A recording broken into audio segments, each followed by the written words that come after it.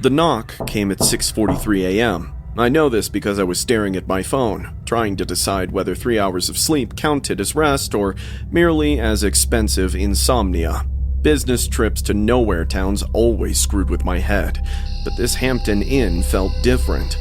Housekeeping! Just need to clean real quick. I froze. The voice was male and gravelly, like he'd been smoking since middle school. I hadn't put out the do not disturb sign because, honestly, who bothers you at 6:43 a.m.? I didn't request housekeeping. I called through the door. Hotel policy, ma'am. Daily cleaning. It won't take but a minute. I moved closer to the peephole. A man in a gray janitor's uniform stood there, hands shoved deep in his pockets. Something about his posture made my skin crawl. He was too still, eager, and patient. I said no, thank you. He didn't move for a long moment. He just stood there, and I could feel him listening, breathing on the other side of that thin hotel door. Finally, his footsteps retreated down the hallway. I should have chalked it up to overzealous hotel staff and tried to squeeze in another hour before my client meeting.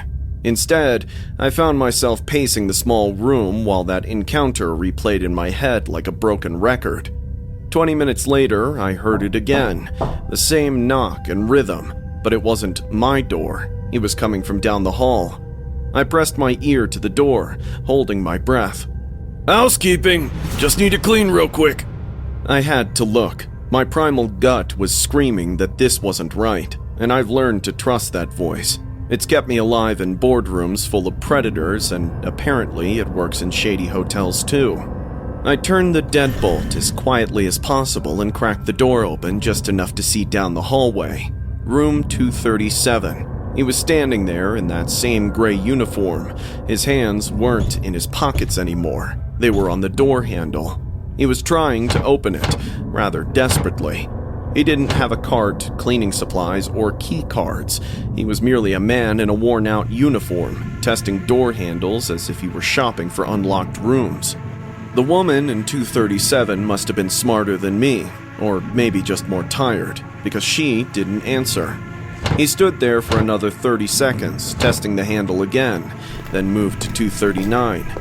My hands were shaking now.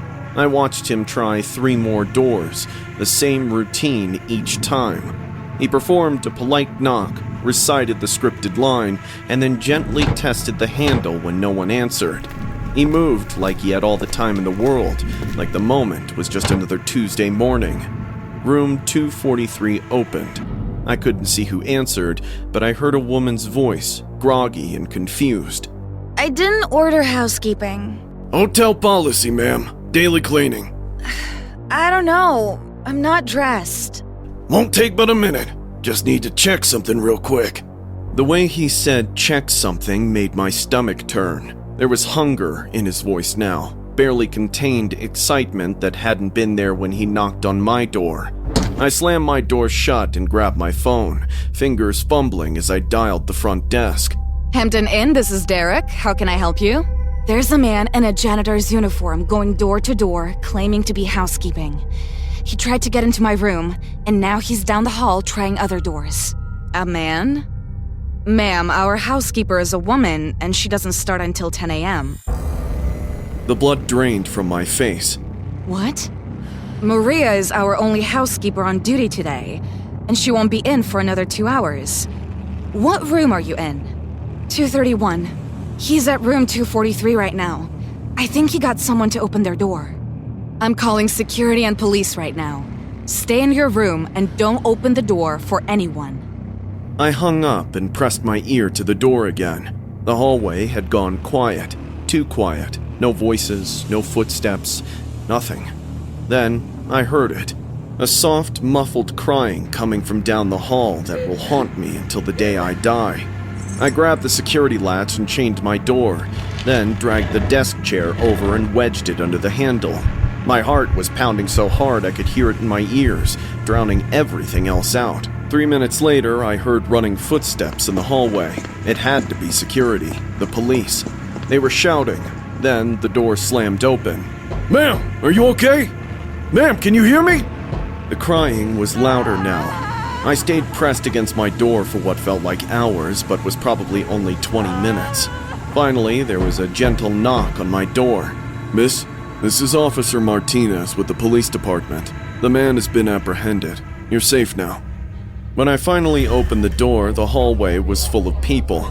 Police officers, hotel security, paramedics. The woman from 243 was sitting on the floor outside her room, wrapped in a hotel bathrobe, still crying. She was bleeding from her head. The man got inside and hit her with a rusty spanner. He could have done way worse to the woman if the cops didn't show up in time. Officer Martinez explained that the man had been using the janitor disguise to target female guests. He'd hit 3 other hotels in the past month, always the same route, always the same script. The officer's expression told me everything. Let's just say your call saved her life. I checked out that morning and drove straight home, but I can't shake the image of him standing in the hallway. The patience, the calculation, the way he'd tried my door handle just to see, just in case I'd been careless with the lock. I still travel for work, but now I always request rooms near the elevator, always check the peephole twice, always verify housekeeping with the front desk, even if it seems too much. The neon sign reading Sunset Motel flickered like a dying heartbeat. I sat in my dead Honda, staring at the place that looked like every horror movie's opening scene. But at 2 a.m. on a deserted highway with my phone at 3% battery, this dump was my only option. The desk clerk barely looked up when I paid cash. His eyes were bloodshot, and he smelled like stale cigarettes. The room was exactly what I expected. Brown carpet that squelched under my feet, a bedspread that probably hadn't been washed for years, and walls thin enough that I could hear every movement from neighboring rooms. But I was exhausted. The bed would have to do for a few hours until the tow truck could come at dawn. I'd just kicked off my shoes when somebody knocked on my door like they were in grave danger.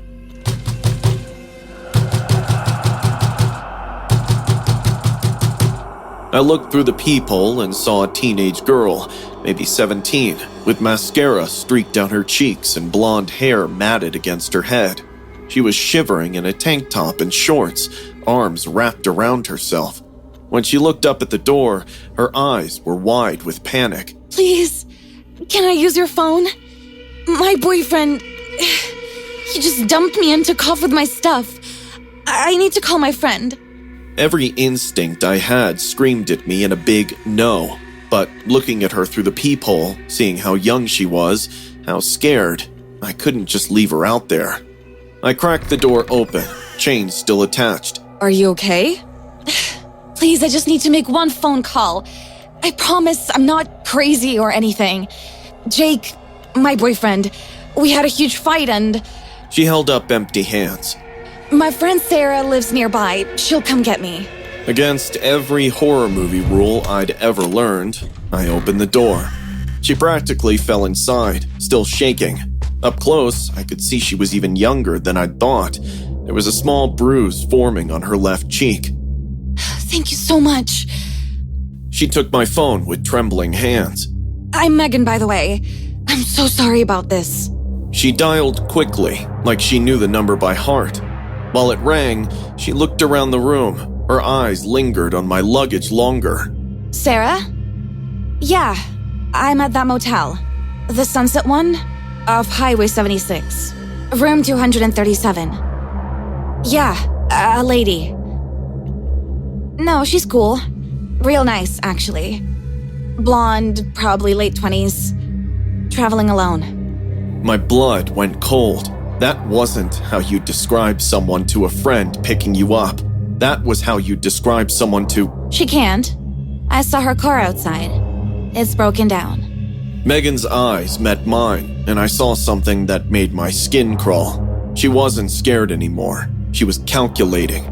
I reached for my phone, but she stepped back, still holding it. 10 minutes? Perfect. She nodded at whatever Sarah was saying. I backed away slowly, trying not to show my panic. I think you should leave now. Megan smiled, and it was the most terrifying thing I'd ever seen. Sweet and innocent on the surface, but her eyes were dead. You know what's funny about people like you? She said, still holding my phone. You're so desperate to be good, to help. It makes this so much easier. She walked to the window, peering out at the parking lot. Sarah's bringing friends. They're really excited to meet you. I bolted for the door, but she was faster than she looked. Megan grabbed my arm, nails digging in deep enough to draw blood. Where are you going? They'll be here soon. You wouldn't want to be rude, would you? I yanked free and made it to the door, fumbling with the locks. My hands were shaking so badly I could barely work them. I heard the sliding glass door open behind me. Right on time. Megan giggled. Heavy footsteps echoed on the balcony. There were male voices, low and sinister. I finally opened the door and ran into the hallway, screaming for help. The motel was silent and dark everywhere. Where was everyone? Where was the desk clerk? I heard them behind me, at least 2 men, maybe more. Their footsteps echoed off the concrete. I ran toward the front office, but the lights were off. I ran blindly and entered one of the ground floor rooms. I slammed the door shut and hurried toward the bathroom window. Behind me, I could hear something heavy hit the main door. The window was small and high, but I'm not a big person. I could fit. The glass cut my arms as I squeezed through the window. I could hear them breaking down the bathroom door as I dropped into the bushes behind the motel. My phone was still in there with Megan, but there was a gas station about half a mile down the road. If I could just... Lisa! I froze. One of the men knew my name. How did he know my name? Lisa, we just want to talk. Megan says you're being unreasonable. I ran, stumbled through the desert scrub, cutting my legs on thorns, not caring about anything except getting away from that voice. It followed me for what felt like hours, but was probably only minutes. The gas station was closed, but the payphone worked. The police found me there bleeding and babbling about a teenage girl and traffickers. They arrested 3 men and Megan, whose real name was Jessica and who was 19, not 17. She'd been working with them for 2 years, targeting solo female travelers for her clients. The motel clerk was her cousin. I found out later that room 237 was their favorite. Good sight lines to the parking lot, balcony access, no bathroom window to help you escape. Now, 3 months later, I still can't sleep in hotels. I can't trust anyone who looks too young, scared, or perfect. Sometimes, the person who needs help the most is actually the last person you should ever let inside. The lock clicked wrong when I closed the door behind me. Not broken wrong, just off, like someone had been messing with it recently. That should have been the red flag. The Desert Rose Motel wasn't exactly the Ritz, but it was the only place with vacancy on this stretch of highway, and my eyes begged me to shut them ASAP. My hand shook as I fumbled with the key card, telling myself it was just the 3 Red Bulls I'd chugged to make it through Nevada. Room 127 smelled like cigarettes and industrial cleaner. It was the kind of place where the bedspread probably glowed under blacklight, but I had slept in worse accommodations before. I dragged my suitcase inside and immediately flipped every lock I could find. I secured the door with a deadbolt, a chain, and even wedged a chair under the door handle. You might call it paranoia, but traveling alone as a woman teaches valuable lessons. The desk clerk was an amiable middle-aged guy with greasy hair and a smile that lingered too long when he handed me the key. You'll love that room, sweetie. Real quiet, private, He'd said, eyes raking all over me like he was taking in a fresh inventory. Both his lecherous gaze and words made my skin crawl. Just a night, Susie. I'd told myself as I bolted to the room. I showered with the bathroom door open, keeping one ear out for any sounds. The water pressure was pathetic, and the shower curtain had this weird way of billowing toward me like something was moving the air around. I kept yanking it back. It kept drifting inward, brushing against my arm with this clammy touch that made me want to scream. By 11 p.m., I'd convinced myself I was being unreasonable. Although it felt shady, I reminded myself that it was just a motel with people around. The TV was loud enough to drown out my racing thoughts, some mindless reality show about first world problems. I was finally starting to relax when I heard it. The doorknob turned. Not violently, it was slow and deliberate. I muted the TV and held my breath, watching the knob twist back and forth. The deadbolt held, but that soft metallic scraping sound continued. Someone was working on the lock. I immediately grabbed my phone, but my hands were shaking so bad I could barely unlock it. Suddenly, the sound stopped. Everything went dead quiet except for the blood pounding in my ears. Maybe I'd imagined it. It could be some other confused tenant. Right then, I heard the chain rattle again. The door creaked open just a crack, some 2 inches, but the chain was stretched tight across the gap. I could see part of the hallway through the sliver of space, the ugly orange carpet and that flickering fluorescent light. And I could also see the eyes of the shadow that was moving back and forth to get a better view inside. It inhaled a sigh as if physically relieved at the sight.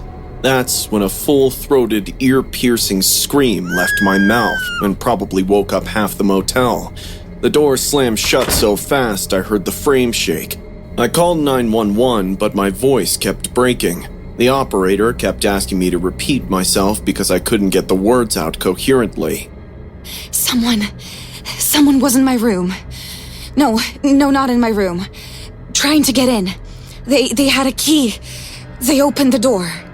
The cops showed up 20 minutes later. They took my statement, checked the locks, and walked around the outside of the building with their flashlights. Everything looked normal. The desk clerk, a different guy now, insisted that only housekeeping and maintenance had master keys, and both of those guys had day shifts. Yeah, probably just someone who got confused about their room number, one of the cops said. Had a few drinks, you know how it is, ma'am. But I knew what I'd heard and seen. Whoever it was, they were there with a purpose, and they could return. The thought was enough to keep me up the whole night. The next morning, I packed my stuff in record time. I was desperate to get as far away from the Desert Rose as possible. When I arrived at the front desk to check out, the greasy, middle-aged clerk was back. He looked nervous when he saw me. His eyes kept flickering toward the back office. Everything okay with your stay? He gulped. Someone tried to get into my room last night. That's impossible. We have very strict security protocols. Police said only housekeeping and maintenance have master keys. Right, yes, that's correct. But his eyes were doing that thing again, darting around like he was looking for an escape route. That's when I noticed the key ring hanging from his belt.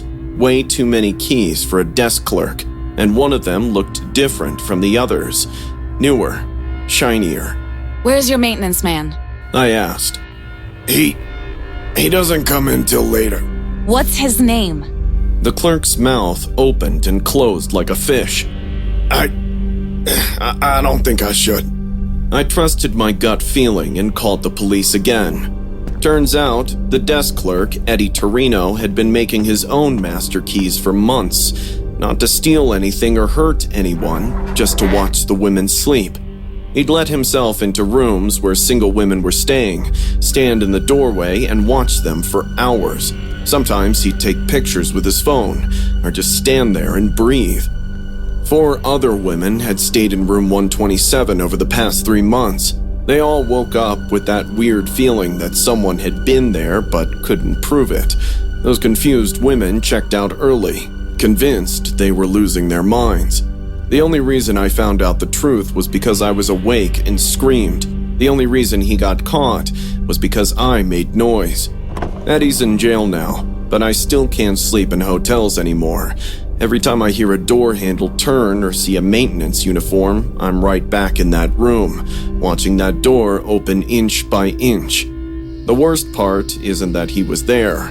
The worst part is where else he could be, because he comes with many faces, and sometimes they are familiar.